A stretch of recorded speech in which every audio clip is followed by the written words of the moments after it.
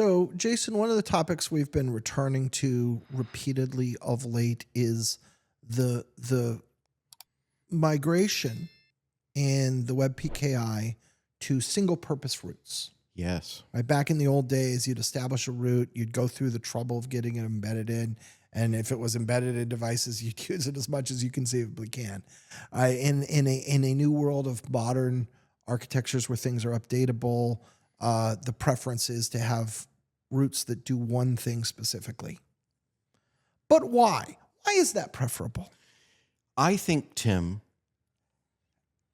as a zero, just let's go back to zero trust as a principle, Right. set of principles.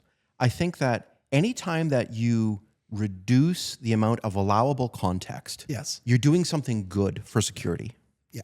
I think reduction of potential attack surface is definitely a major driver here, right?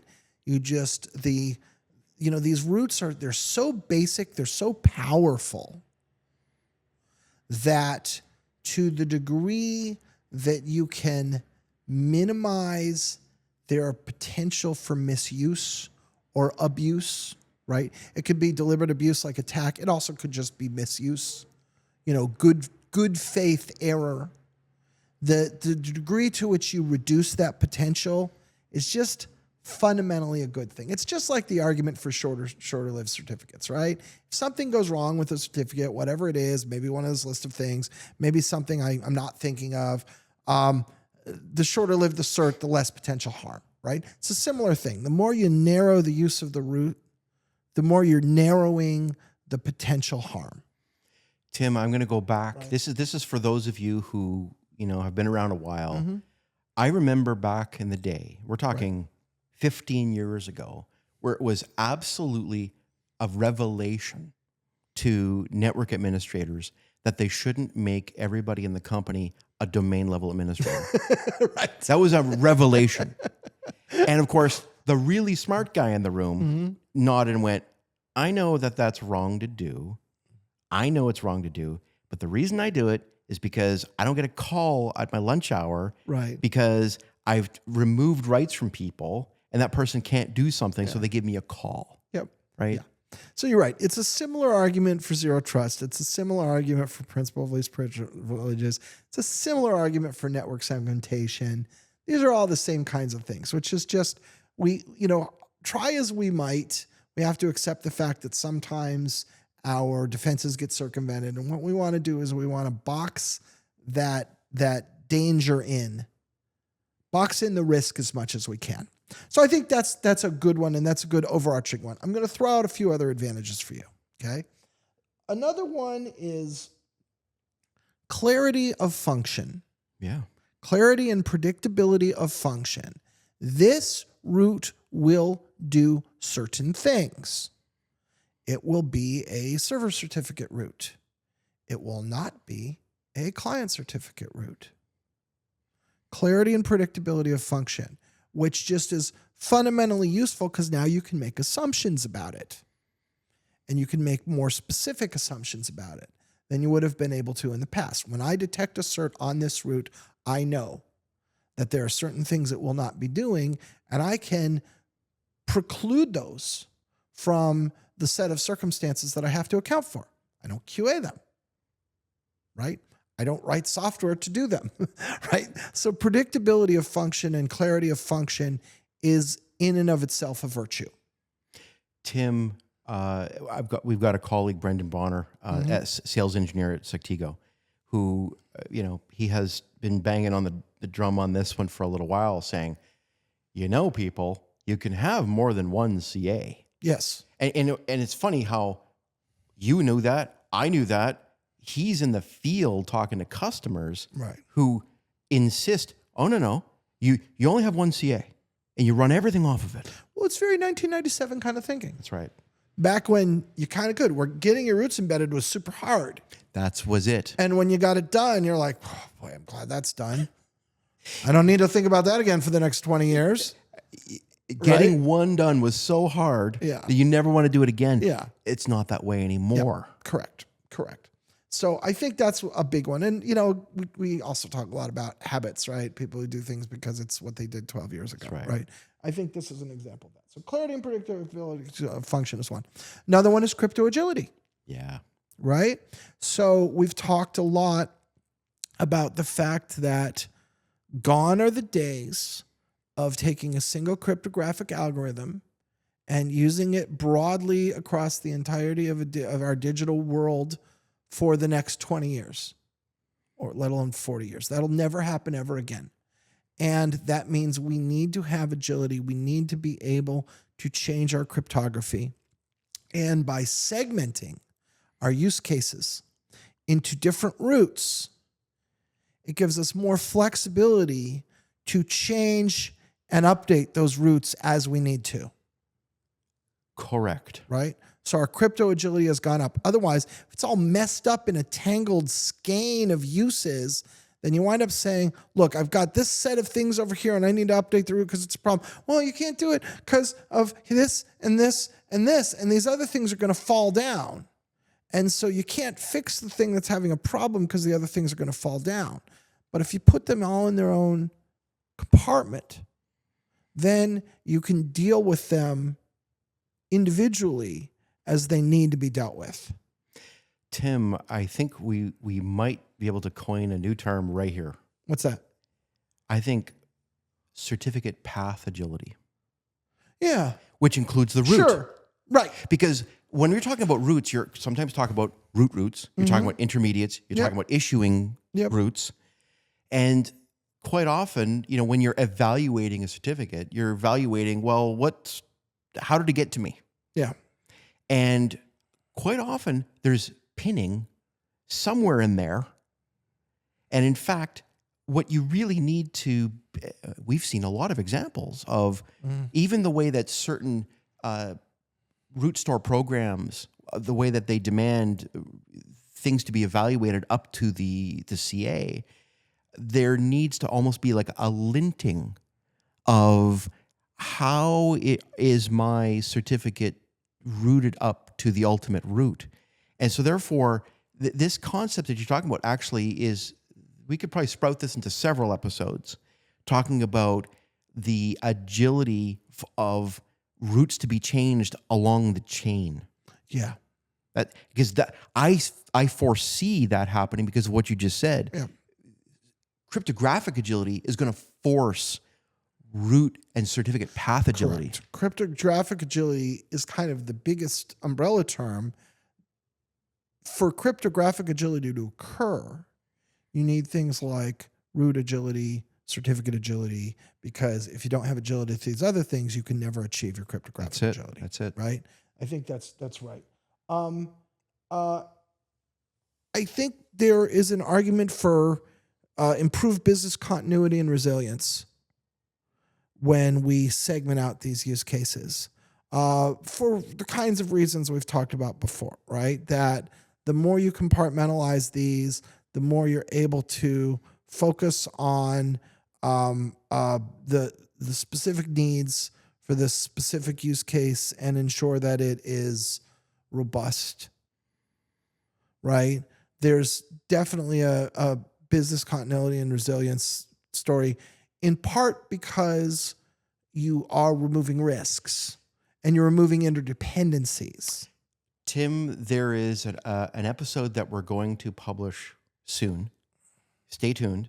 I'd like to title it something like PKI Archaeology.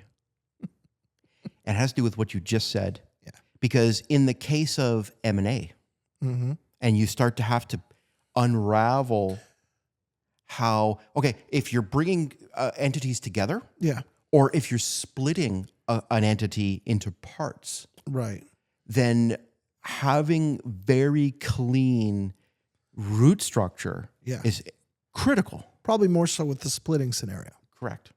Yeah. But even if you're bringing together, I mean, the argument could be made, certainly with the splitting. I mean, imagine if your company had 3 distinct product lines, and one of those product lines was going to be sold into a separate company. Yeah. Well, having 3 routes rather than 1. Right. You can just attach that asset to that product line. Right. Sure. Yeah. Absolutely. I don't even know if I mean, that's possibly business continuity, arguably, but maybe arguably it's another one, which is just kind of business agility. That I think I kind of toss it all into one. Yeah. Right. And then the last one that I have on my list is excuse removal. So we saw this with the revocation events of 2024, Right. and some big delayed revocations that are still going on in 2025 from people who never got that memo. We've seen this. You see this internally a lot inside of enterprises. I can't because, and sometimes you really can't because. But a lot of times the real reason you can't is you don't wanna, and this is your excuse. And so excuse removal on its own is a virtue of segmented single-purpose root hierarchies. It's interesting how by keeping everything as separate as possible, you're maximizing agility in every way possible. Yeah. You're reducing risk, maximizing agility, and removing, let's say, political roadblockers. Right? even if the singles, the overly aggregated CA usage, let's just call it that, even if that was done on purpose, it can cause political problems. Yeah, I think it was almost never done on purpose. Right. But, the world is full of opportunists, right? We're all opportunists. And if you really don't want to do this project and it's just sitting there and all you got to do is say, well, I can't because it takes someone with a lot of principle and willpower to walk away from that, right? And these things work, right? These excuses work, especially if perhaps you're dealing with ultimate decision makers who aren't steeped in the technical details, right? If I'm disputing with my other business unit and ultimately this is going to be solved at the E-staff or the board level, these aren't PKI experts, right? Tim, you and I have been around long enough to know it wasn't that long ago when, you had multi-purpose routes that were so multi-purpose that even today they would be considered to be insane, where you were signing, authenticating, Everything you could think of, document signing, code signing, all on one route. Same cert being spit out from a route that was doing authentication. Right. Ridiculous. And so therefore, if it was ridiculous, looking back from now, any form of aggregate entitlement makes no sense. Yeah, and there was this and I know we said this, so I'm sorry for repeating myself. There was this overwhelming technical need because, there was a disk that shipped in a box that you purchased at CompUSA that had roots on it. And those were going to sit on that machine until that machine went in the garbage, right? So a root was insanely valuable. But it ain't 1997 anymore. This ain't your grandpa's PK. Right? And that's just not how the world works. Yeah. So those old habits, which unfortunately are still with us, we're calling it out. Separation of duties.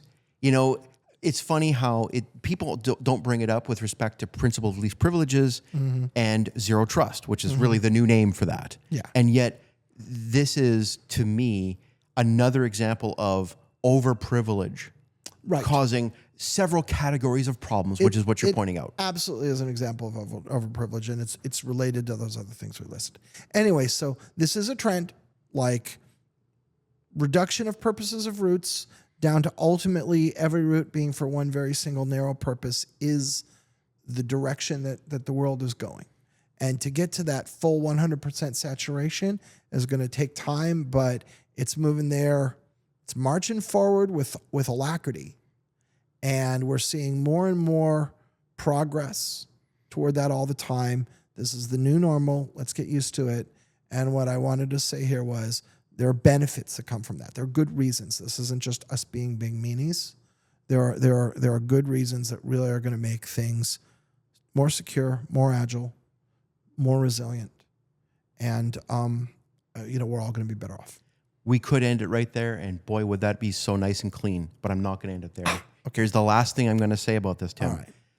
The separation of TLS server certificates and TLS client authentication certificates, right, from publicly trusted routes. Yes. In other words, Yep. the nixing of client authentication certificates. The big headline in this regard right now. This is the final ringing out of multi-purpose routes from publicly trusted routes. Right. Correct. It's the final ringing out of the final thing that was aggregated.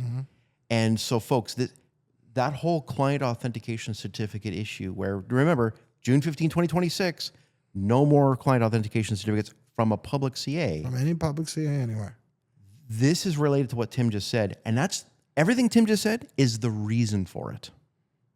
So just wanted to throw that in there because that is the big elephant in the room right now of a big separation of duties within the CA world. That's the headline right now for sure. All right. Thanks, Jason. Thank you, Tim.